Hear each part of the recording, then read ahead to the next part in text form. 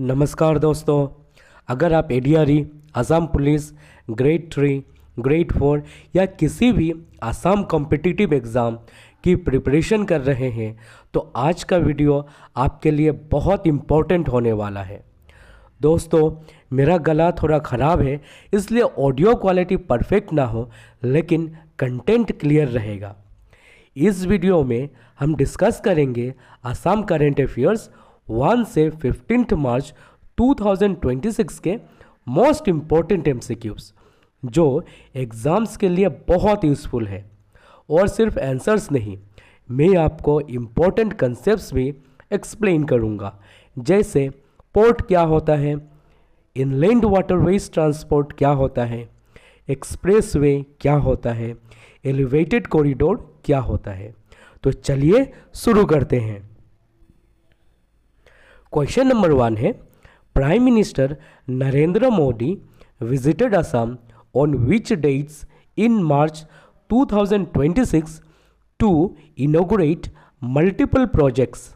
Option है option A 10 to 11 March, option B 12 to 13 March, option C 13 to 14 March and option D 14 to 15 March. तो इसका correct answer क्या होगा?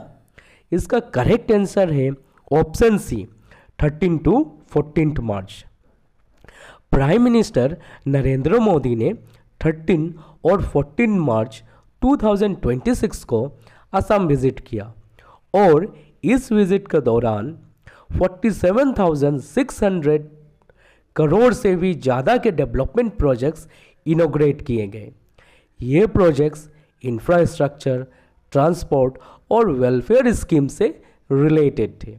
अब हम लोग नेक्स्ट क्वेश्चन की ओर आगे बढ़ते हैं।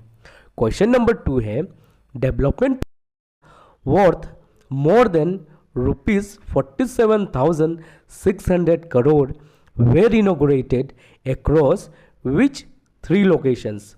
ऑप्शन है option A Jorhat, Tezpur, Silchar, option B है कोकराझार, गुवाहाटी, सिलचर, ऑप्शन सी है Guwahati, Dibrugarh, Tinsukia and option D है कोकराझार, नौगांव एंड डिब्रूगढ़।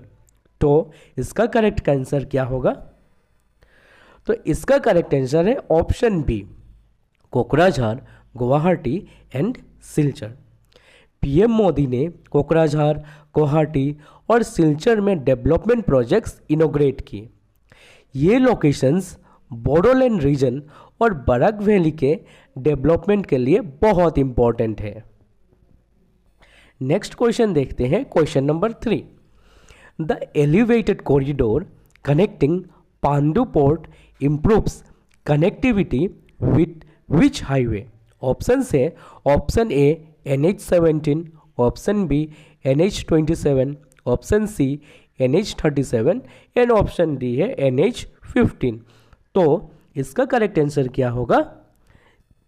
इसका करेक्ट आंसर है option number B NH27।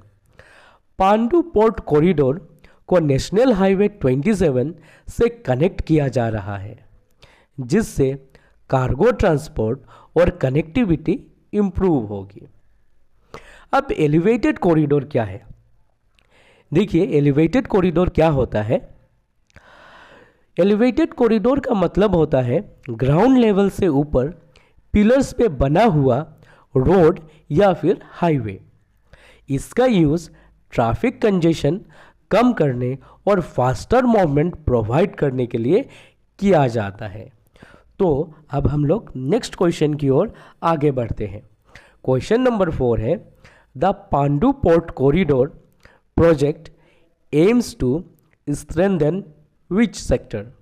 Option A railways, option B inland waterways transport, option C aviation and option D metro transport. तो इसका answer तो काफ़ी simple है। इसका आंसर क्या होगा?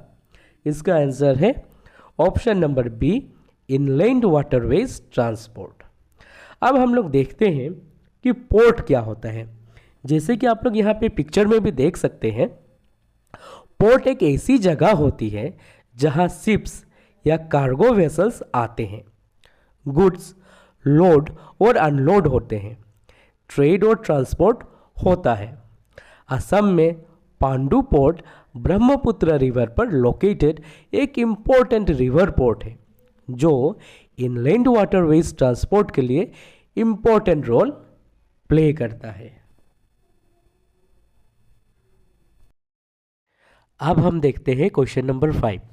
Cruise terminals under the inland waterways project will be built at option A Dhubri and Goalpara, option B Biswanath Ghat and Neamati, option C Sadiya and Silghat, option D Pandu and Tezpur. तो इसका करेक्ट आंसर क्या होगा? इसका करेक्ट आंसर होगा option B Biswanath and Neamati. Inland waterways project के अंदर विश्वनाथ घाट और निमाटी में क्रूज टर्मिनल्स डेवलप किए जाएंगे। इसका मेन ऑब्जेक्टिव है रिवर टूरिज्म को प्रमोट करना और वाटर ट्रांसपोर्ट को स्ट्रेंथन करना। असम में ब्रह्मपुत्र रिवर एक मेजर इनलैंड वाटरवे है जिसके थ्रू टूरिज्म और कार्गो ट्रांसपोर्ट दोनों को इम्प्रूव किया जा रहा है। क्रूज टर्मिनल बनने से टूरिस्ट क्रूजेस ऑपरेट करना और भी इजी हो जाएगा जिससे टूरिज्म इंडस्ट्री को बूस्ट मिलेगा। नेक्स्ट हम लोग देखते हैं अब question number 6। A regional centre of excellence for waterways development is planned at option A Bogibeel, option B Dhubri, option C Silchar and option D Tinsukia.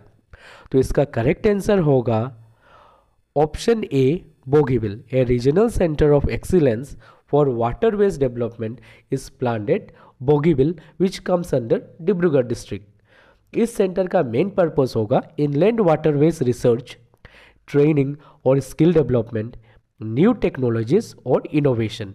इससे वाटर ट्रांसपोर्ट सेक्टर को मॉडर्न और इफिशिएंट बनने में हेल्प मिलेगी। अब हम लोग देखते हैं next question, question number 7। Which major road initiative was launched to construct 900 kilometre of roads across Assam. Option A Bharatmala, option B Assam Mala 3.0, option C PM Gram Sadak Yojana and option D north east corridor. तो इसका करेक्ट आंसर होगा option number B Assam Mala 3.0। Assam government ने Assam Mala 3.0 initiative launch किया। इस project के अंदर लगभग 900 kilometre roads develop किए जाएंगे। इसका मेन ऑब्जेक्टिव है डिस्ट्रिक्ट्स को बेटर कनेक्ट करना, रूरल एरियाज में रोड कनेक्टिविटी इंप्रूव करना, ट्रांसपोर्टेशन और इकोनॉमिक डेवलपमेंट को बूस्ट करना। ये इनिशिएटिव असम के इंफ्रास्ट्रक्चर डेवलपमेंट के लिए एक इम्पॉर्टेंट स्टेप माना जा रहा है। अब हम लोग देखते हैं question number 8। How many train services were flagged off in Kokrajhar during the prime minister's visit. Options दिए गए हैं। Option A 2, option B 3, option C 4 and option D है 5। इसका करेक्ट आंसर होगा option B 3। Prime minister Narendra Modi ने कोकराझार से 3 train services को flag off किया। इसका मेन ऑब्जेक्टिव है रेलवे कनेक्टिविटी को इम्प्रूव करना, स्पेशली बोडोलैंड रीजन और नियर बाई एरियाज में ट्रांसपोर्टेशन को बेटर बनाना। रेलवे कनेक्टिविटी इम्प्रूव होने से ट्रेड, टूरिज्म और पैसेंजर मूवमेंट सभी में डेवलपमेंट होता है। अब हम लोग देखते हैं नेक्स्ट क्वेश्चन जो कि है क्वेश्चन नंबर 9। क्वेश्चन नंबर 9 है the Silchar Guwahati expressway project is estimated to cost about. Options दिए गए हैं। Option A 12,000 crore, option B 18,000 crore, option C 22,000 crore and option D 30,000 crore. तो इसका करेक्ट आंसर क्या होगा? इसका करेक्ट आंसर होगा option number C 22,000 crore. Silchar Guwahati expressway project का एस्टिमेटेड कॉस्ट लगभग 22,000 करोड़ है। ये एक्सप्रेसवे बराक वैली और गुवाहाटी के बीच फास्ट रोड कनेक्टिविटी प्रोवाइड करेगा। इस प्रोजेक्ट का मेन ऑब्जेक्टिव है ट्रेवल टाइम कम करना और इकोनॉमिक एक्टिविटीज़ को बूस्ट करना। एक्सप्रेसवे क्या होता है? एक्सप्रेसवे एक हाई स्पीड हाईवे होता है जहां लिमिटेड एंट्री और एग्जिट पॉइंट्स होते हैं। व्हीकल्स हाई स्पीड से ट्रेवल कर सकते हैं, ट्रैफिक सिग्नल्स नहीं होते हैं। इसका मेन पर्पस होता है लॉन्ग डिस्टेंस ट्रेवल को फास्ट और सेफ बनाना। अब हम लोग नेक्स्ट क्वेश्चन देखते हैं, क्वेश्चन नंबर 10। क्वेश्चन नंबर 10 में दिया हुआ है the Silchar Guwahati expressway will mainly improve connectivity with which region? Options दिए गए हैं। Option A Bodoland, option B upper Assam, option C Barak valley या ऑप्शन डी कार्बी आंगलोंग। तो इसका करेक्ट आंसर क्या होगा? इसका करेक्ट आंसर होगा option C Barak valley. Silchar Guwahati expressway mainly Barak valley region को गुवाहाटी से बेटर कनेक्ट करेगा। बराक वैली में मेनली कछार, करीमगंज और हैलाकांदी डिस्ट्रिक्ट्स आते हैं। इस एक्सप्रेसवे के बनने से ट्रेवल टाइम काफ़ी कम हो जाएगा और ट्रेड और ट्रांसपोर्टेशन भी इम्प्रूव होगा। अब हम लोग नेक्स्ट क्वेश्चन देखते हैं, question number 11। A major program launched during the PM visit aim to distribute land pattas to which community? Option A fishermen, option B tea garden workers, option C farmers and option D tribal villages। तो इसका correct answer क्या होगा? इसका correct answer है option B tea garden workers. इस program का main objective है tea garden workers को लैंड ओनरशिप राइट्स देना। असम में टी गार्डन कम्युनिटीज़ बहुत सालों से यहाँ रह रहे हैं, लेकिन कई लोगों के पास ऑफिशियल लैंड ओनरशिप डॉक्यूमेंट्स नहीं थे। इस इनिशिएटिव के थ्रू लैंड पट्टास डिस्ट्रीब्यूट किए जा रहे हैं।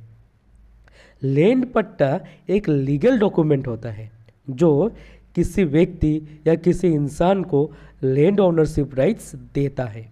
इस डॉक्यूमेंट के थ्रू पर्सन ऑफिशियली उस लैंड का ओनर माना जाता है। अब हम लोग देखते हैं next question, question number 12। The land rights program is significant because tea workers have lived in Assam for nearly option A 50 years, option B 100 years, option C 150 years and option D 200 years।